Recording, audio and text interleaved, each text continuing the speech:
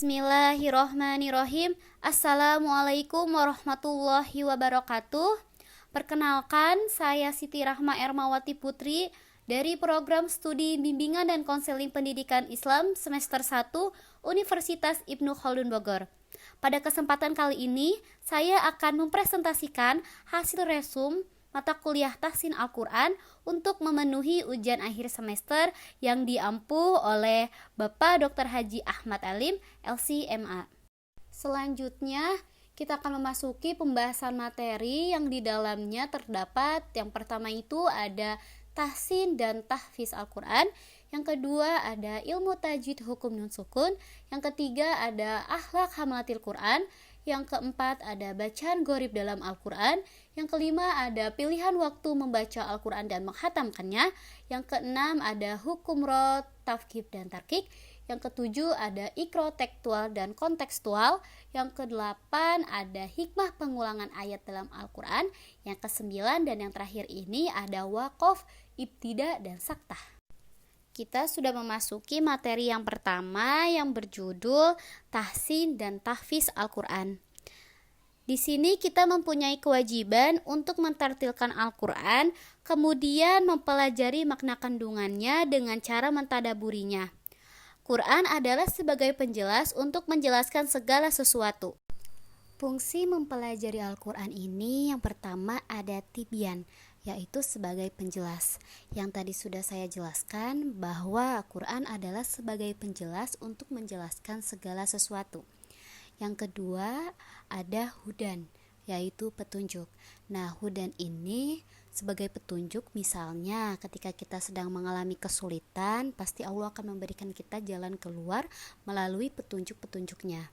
Yang ketiga ada rahmatan, yaitu rahmat. Bagi kita membaca Al-Quran itu sangat penting, maka Allah akan turunkan rahmat bagi orang yang membacakannya. Yang terakhir, yang keempat itu ada busyra. Busyra ini artinya kabar gembira bagi orang-orang yang beriman kepada Allah. Dan Allah pun berfirman di dalam Quran Surat An-Nahl ayat 89.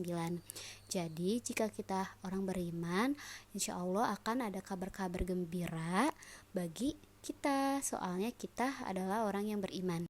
Nah, dalam menghafal Al-Quran ini tidak butuh pintar dan tidak butuh cerdas, akan tetapi butuh ketekunan dan kesabaran yang gigih, yaitu dengan melakukan cara yang pertama, luangkan waktu dan targetkan. Yang kedua, program harian 1 halaman 10 menit 3 baris, atau bisa melakukan 10 menit setelah sholat witir untuk melakukan murojaah, atau bisa juga melakukan 10 menit setelah sholat isya 3 baris atau kira-kira 20 kata. Dan yang ketiga ini harus ikhlas dan sabar, yang terdapat di dalam Quran Surat Al-Bayyinah ayat 5.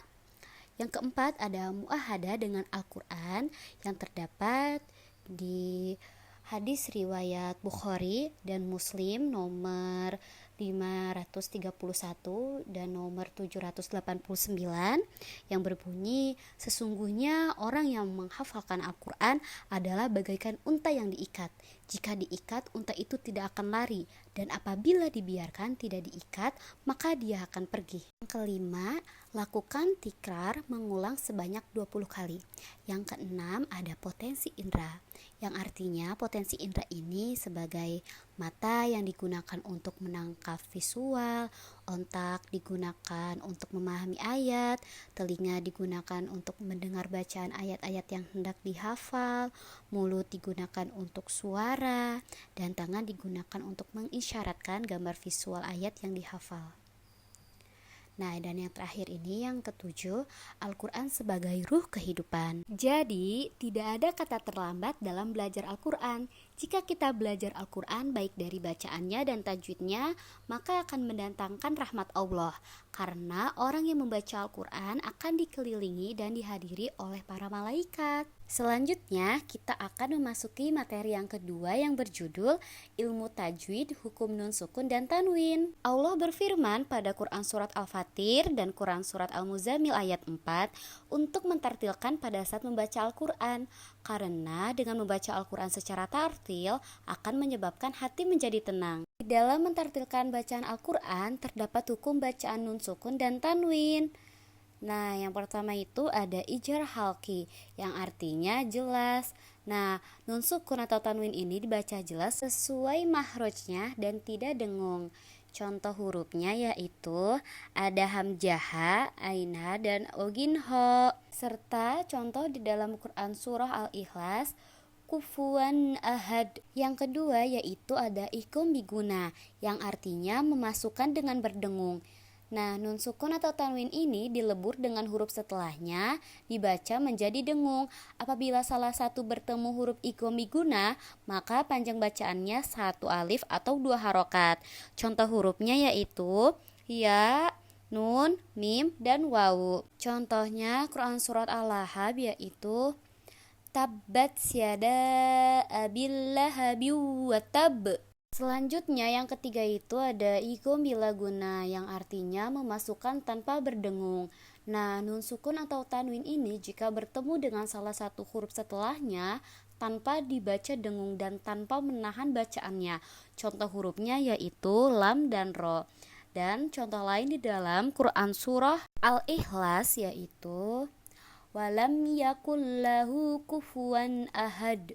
Yang keempat yaitu ada iklab yang artinya menukar atau merubah nun sukun atau tanwin yang bertemu dengan huruf ba, maka berubahlah menjadi mim disertai dengan guna atau dengung. Panjang bacaan iklabnya yaitu satu alif atau dua harokat. Contoh hurufnya yaitu ba. Yang kelima yaitu yang terakhir ada ifa yang artinya samar. Nun sukun atau tanwin ketika bertemu dengan huruf ikhfa maka dibaca samar, yaitu sifat antara izar dan ikum disertai guna atau dengung. Panjang bacaannya yaitu satu alif atau dua harokat. Contoh hurufnya yaitu ada ta, sa, ja, zal, da, za, shin, shin, sod, dot, to, zo, fa, kof, kaf. Materi yang ketiga berjudul Akhlak Hamalatil Quran. Sungguh Allah sangat memperhatikan kepada seseorang yang indah suaranya ketika membaca Al-Quran. Jadi di dalam hadis itu dijelaskan Allah sangat perhatian, sangat mencintai orang-orang yang memperindah bacaannya dengan suaranya. Kita diperintahkan memperbagus atau memperindah suara bacaan Quran melebihi seorang penyanyi ketika ia nyanyi. Biasanya kalau orang penyanyi itu suaranya kan didesain supaya bagus. Nah, demikian kalau membaca Al-Quran harus lebih bagus daripada penyanyi. Nabi memerintahkan ketika membaca Al-Quran suaranya dihias-hiaskan.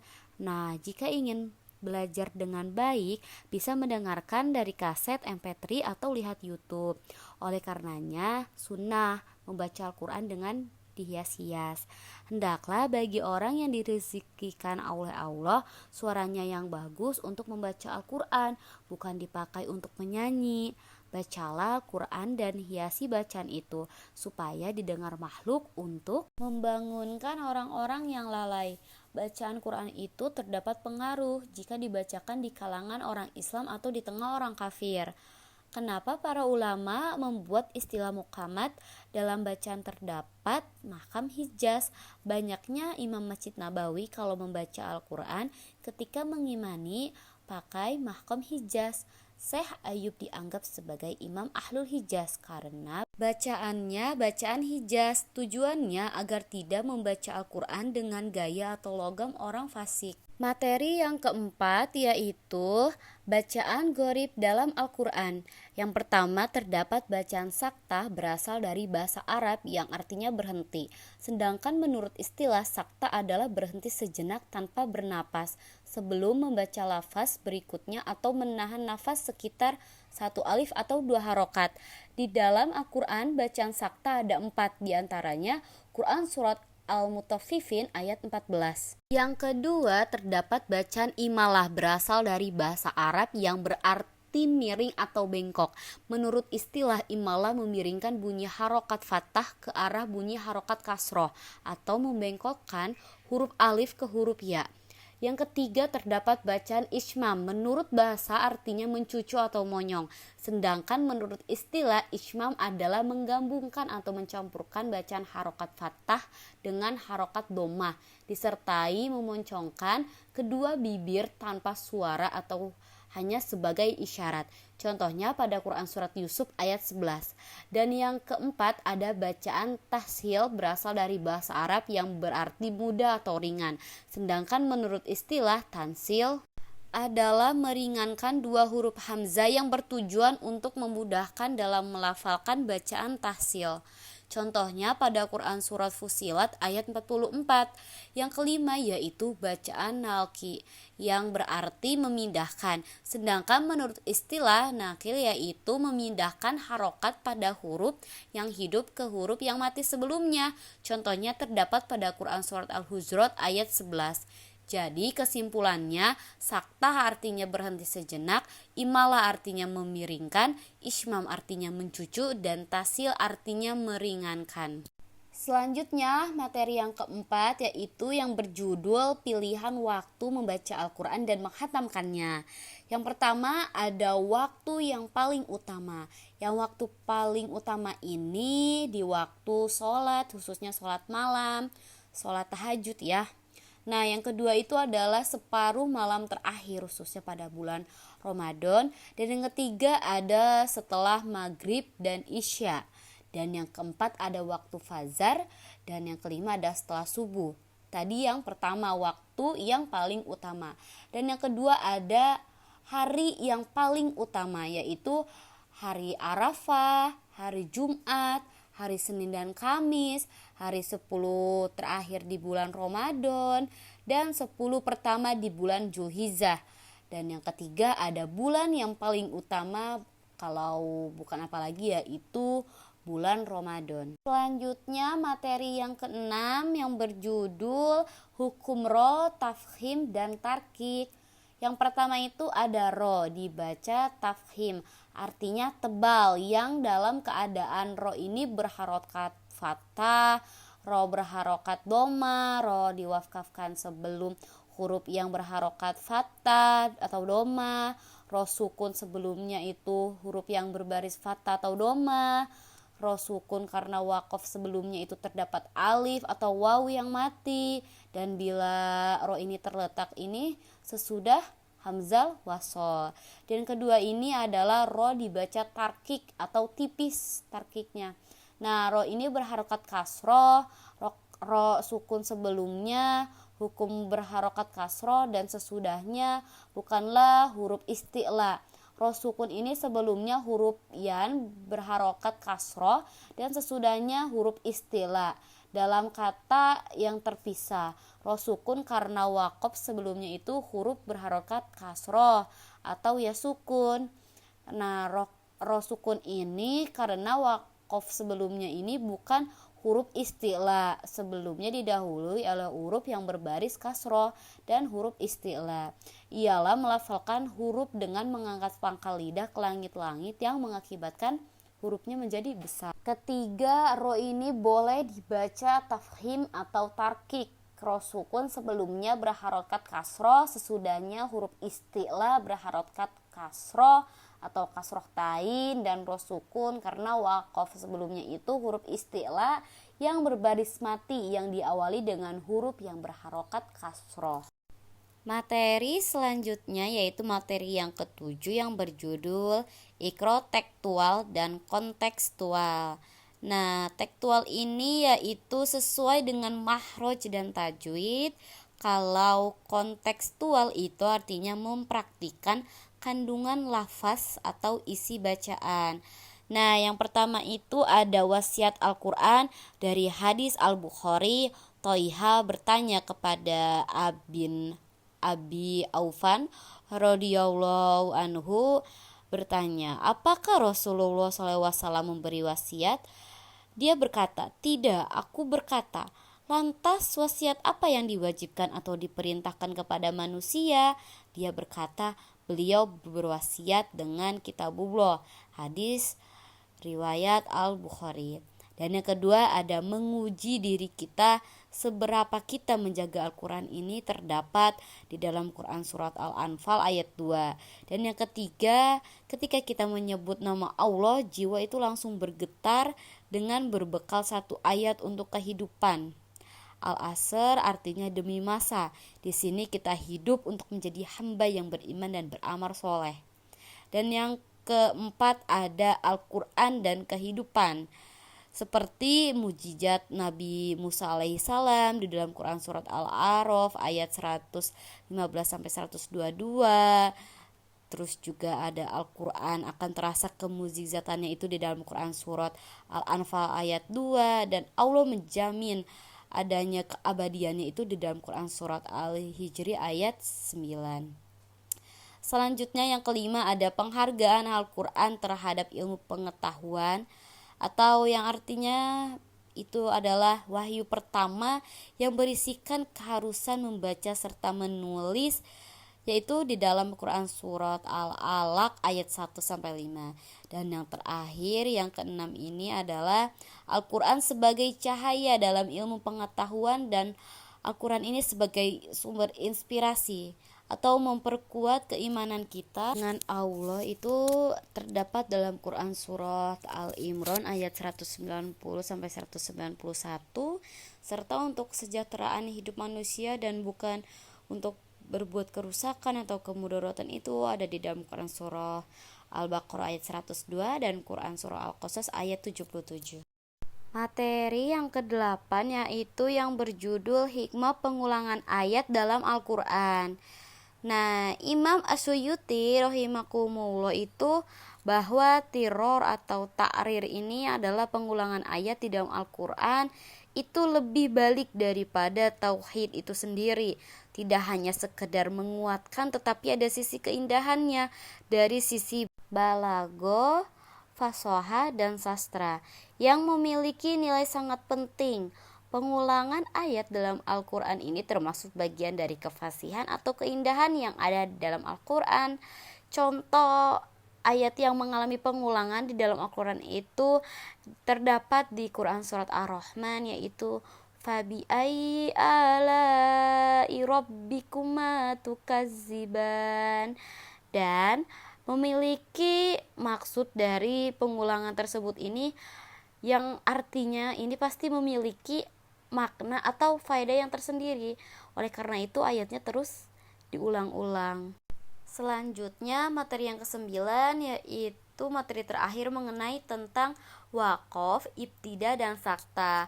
Waqaf secara bahasa artinya menahan. Secara istilah waqaf artinya memutus suara atau berhenti dengan nafas pada satu huruf Al-Quran dengan niat istinaf atau memulai al-qiraah. Nah, waqaf ini terbagi menjadi beberapa sifat, mulai dari yang pertama waqaf ihtidari, yaitu waqaf yang dilakukan secara terpaksa dan darurat karena nafasnya habis atau tidak kuat nafasnya.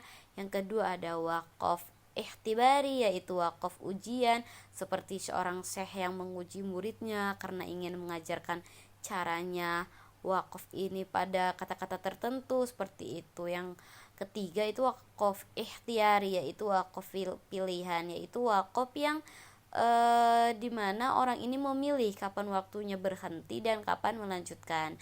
Dan yang keempat itu ada waqaf ihtizari, yaitu waqaf menunggu karena pembaca ini ingin membaca dengan variasi lain dari riwayat qiraat yang sedang ia baca. Selanjutnya ada waqaf zaiz, yaitu terbagi menjadi 3 bagian, yaitu ada waqaf tam yang artinya sempurna dari segi lafaz dan makna, contohnya di dalam Quran surat Al-Baqarah ayat 5.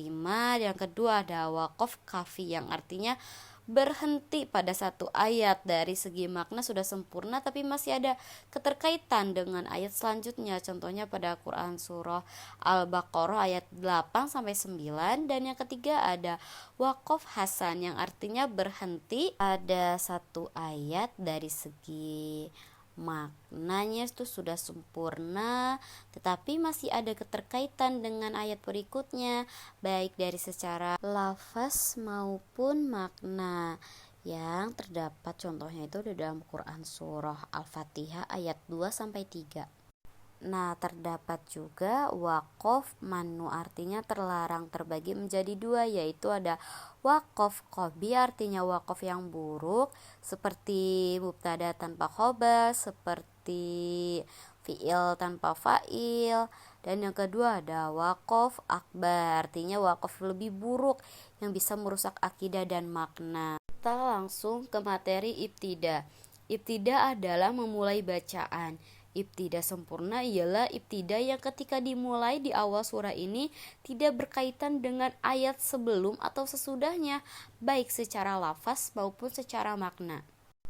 Lalu ada pengertian ibtida. Nah, ibtida adalah memulai bacaan. Nah, ibtida sempurna ialah ibtida yang ketika dimulai di awal surah ini tidak berkaitan dengan ayat sebelum dan sesudahnya, baik secara lafaz maupun secara makna. Nah, ibtida ini terbagi menjadi 4 macam, yaitu ada ibtida tam, yaitu memulai bacaan dari kata yang tidak memiliki hubungan dengan kata sebelumnya dari segi lafaz, i'rab maupun makna. Contohnya di dalam Quran surat Al-Furqan ayat 89. Yang kedua ada ibtida kafi, yaitu memulai bacaan dari kata yang memiliki hubungan dengan kata sebelumnya dari segi makna, bukan dari segi lafaz, i'rab. Nah, keberadaannya ini pada awal ayat dan tengah ayat. Contohnya Quran surat Al-Baqarah ayat 14 sampai 15. Nah, dan yang ketiga ada ibtida hasan, yaitu memulai bacaan dari kata yang memiliki hubungan dengan kata sebelumnya dari segi makna dan segi lafaz, i'rab. Hukumnya ini boleh di awal ayat. Nah, contohnya di dalam Quran surah Al-Baqarah ayat 219 sampai 220.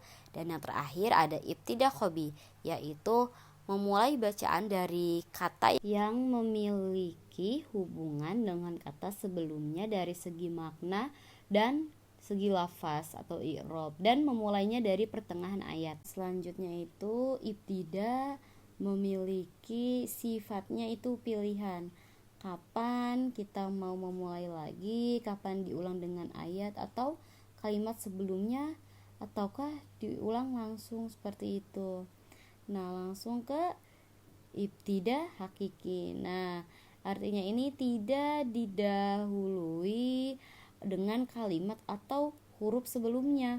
Contohnya basmalah disebut ibtida hakiki karena basmalah disebutkan sebelum masuk dalam pembahasan dan tidak ada kalimat lain sebelum basmalah.